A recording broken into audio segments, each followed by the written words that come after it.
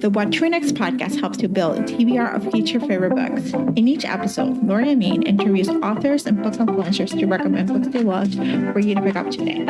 If you're an avid reader, always looking for your next great read, then the show. Hi, Lauren. Welcome to What to Read Next podcast. Thank you so much for having me. So happy to have you here. Tell us a little bit about yourself. So I've been writing for a very long time. It was kind of all I ever wanted to do from school, which I guess is pretty usual with writers. But I trained as a writer. I worked as a copywriter. I ran writing workshops. I'm trained as a writing facilitator. So I help people use writing to feel better, kind of like a mental yoga, like journaling and things like that, which I really love. And then I kind of decided to have a go and write a book. It's kind of all gone from there now. So The Fixer Upper came out last August, and now Deal Breakers is coming out this August, and it's just been a completely wild ride. So I'm curious to hear about your experience for writing for like mental health and just kind of like just a way to kind of like just to get out of your way in some ways. I personally journal. I've been journaling since like 2008, and it was because I was in eating disorder recovery, and that was a way to I emulated what other people were talking about. I was like, oh, I need to remember this, and that's how the journaling practice came about. And I do this every day. It's like what I do. Yeah, that's actually what I did my master's in, was using journaling, creative writing for eating disorder recovery. Yes. That's so funny. But and it was just amazing to see, just even in sort of my personal journey as well, like how you can, like even something like I do gratitude sort of 10-minute writing where I just write things I'm grateful for. Yeah. Even when I'm in a really low mood, I just do a bullet point of like things I'm looking forward to or things I can be happy about. When I had my son, it's kind of really hard to be creative when you've got a young baby, but that's what I used to do, was just bullet point things I was looking forward to, and kind of, even if I only had a few minutes to kind of write something down, or doing kind of what I used to call a 60-second scribble, which is just kind of free writing, and just giving yourself that freedom to write whatever nonsense comes out and not judge yourself on it. It's just ways to kind of unblock yourself. It's so easy to get caught up in consuming content all the time that actually just sometimes sitting quietly and having 5 minutes, I've just found writing can make such a difference. It does. It really does make a difference. I think in some ways it helps you kind of like, not just with coping with life and coping with problems and to unravel them, but also allows you to just to quiet the anxiety. Like there's something to be said about just like, I just can do a brain dump about what the fuck is going on. And then realize I'm like, oh, like, sometimes like your hand is faster than your mind. And it gives you the solution that you may be looking for. Exactly. It just pops out of nowhere, and it's your brain doing the work, but it doesn't feel like I love that. And I just think I used to do this thing. It's also about switching perspective. I think that's so, like, being able to just kind of write from someone else's perspective, especially if you're not able to show yourself a little bit of kindness, like actually just switching it and kind of being like, well, if I was talking to someone else, I would have been kind about this. Like if I was writing from the perspective of a friend or a family member, or they would be kind to me. So there's been some fun stuff, and just doing some fun stuff like writing yourself in a battle, or being a superhero, or being there's so much fun to be had with it as well. And I really think it just breaks a lot of boundaries that we put on ourselves. Yeah. And in some ways, like just doing that kind of writer, you're a writer, like it's not like you don't need to have a published book, or you don't need to have like this whole career. Like you can just do this as a hobby that doesn't need to be monetized. That can just be about you. And it can be a supplement to therapy in many ways, Yeah, you're a writer if you write. I don't believe in gatekeeping. There's so much in the publishing world of like, are you traditionally published? Are you self-published? Are you writing? Are you writing every day? Are you writing a minimum of 1,000 words? No, like if you're writing, you're a writer. That's it. Yeah. So let's talk about the deal breakers. What is that elevator pitch? Marina, who is an app developer or a coder, she spent the last decade of her life with her partner, who, her teenage boyfriend, her first-year boyfriend, and they're just getting to that age where they want to have kids and all that kind of stuff. And then he kind of says, actually, nah, don't want to, don't really feel like this, don't think I want to have this at all.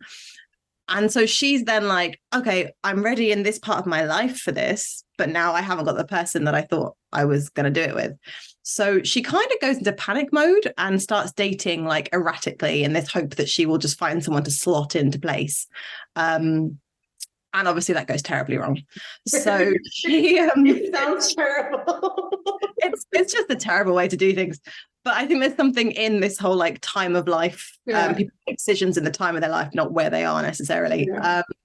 So she creates this thing called Deal Breakers, which is an app overlay that sits on any of your dating apps that allows you to see reviews from other women on the men that you're looking at. So, which I always thought was a really interesting idea. And again, would be terrible in real life and absolutely awful. You can see how badly it's going to go. But there was an idea of the sisterhood helping each other out, that actually, you've been chatting to this guy for 3 weeks, but then you get to a bar and realize he's really rude to the wait staff. Yeah. And that's an immediate deal breaker for you. Why waste your time? But he might be fine for someone else who's not bothered by that. Yeah. So yeah, that's the idea. And so she sets up this app and she's sort of desperately dating.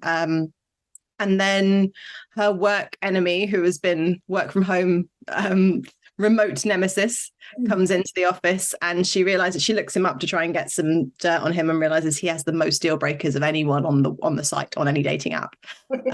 He is just the worst.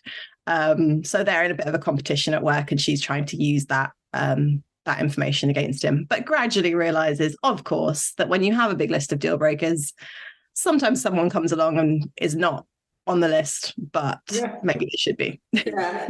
Well, I think it's just that it turns the thing upside down. It takes online dating, the parts that we hate about online dating. And we've seen it in TikTok or stuff. Some people are like, and then you're seeing, I've seen it a couple of times. There's the West Elm, whatever, Caleb, I think it is. There, where girls are start talking about like the guy they have dated like over and over and over. Like it's a trend. So obviously this is like a needed market that we need reviews. And at the same time, again, like bad reviews doesn't mean for you, it may mean bad review, but for another person, it might be the greatest review of all time. So it's like such a personal aspect of it, Yeah, that was the idea, is that it's not necessarily meant to be mean, but it was that, well, that's what she thinks she's sort of creating, is something very, almost like recommending someone or not recommending someone to a friend without the app. But technology makes everything more complex. Yes, it does. So what was the process of writing this novel? Like, did you plot it out? Like, did you come up with like, the idea? What came first? The idea, the characters, the plot? Well, I think the idea of writing about someone who had been ready for that next stage of life and then been let down kind of appealed to me. I think I've seen that a lot with friends and just different people. There always seems to be, this idea of people get married when they're in that time of life, but maybe they're not actually the right person, but it just feels like they are ready for it. So I always thought that kind of time of life versus who you're with is very interesting. And then in terms of the idea, I pitched a few to my agent and to the guys at Putnam, to my editor, and that was the one that kind of stood out to them, which is great because that was the one that I was excited about. So we sort of, I planned it out a bit, and they kind of said, okay, go ahead. And then, in the middle of that, I had a baby. So I ended up writing this book. I think it was 3 months after I had my son. I wrote, tried to write, which my Instagram was just pictures of like a little baby head and like me balancing a laptop. Which was definitely the hardest thing, trying to write, like, not only trying to be witty when you've had not much sleep, but trying to write romance when your idea of romance is just being like not touched or asked for anything, or just being able to take a shower or have a full night's sleep, or eating a meal without having distraction. Eating a meal with two hands, or like just being quietly left alone to have a cup of coffee. So it's definitely the hardest thing I've done. So I'm really proud of it and how it turned out. We did quite a few rounds of editing, and then the time just kind of suddenly whooshed by, and now it's ready to go out into the world. Oh my gosh, I love it. I love this. Like honestly, like sometimes this is the baby new of our baby that you're gonna remember. This is what I did when you're like you can tell your child like this is what I accomplished when you were newborn. But yeah, if anyone's wondering why there's no spicy scenes in it, that's probably the reason why. It is okay. Awesome.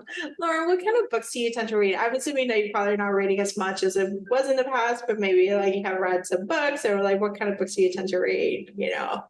Yeah, I mean, yeah, I love your traditional rom-com. I love your kind of commercial women's fiction. I mean, women's fiction. I've never found what the right term for that is, but that one sucks, but I'm sure there's something better. Yeah. So yeah, I got to read most recently a couple of really great books.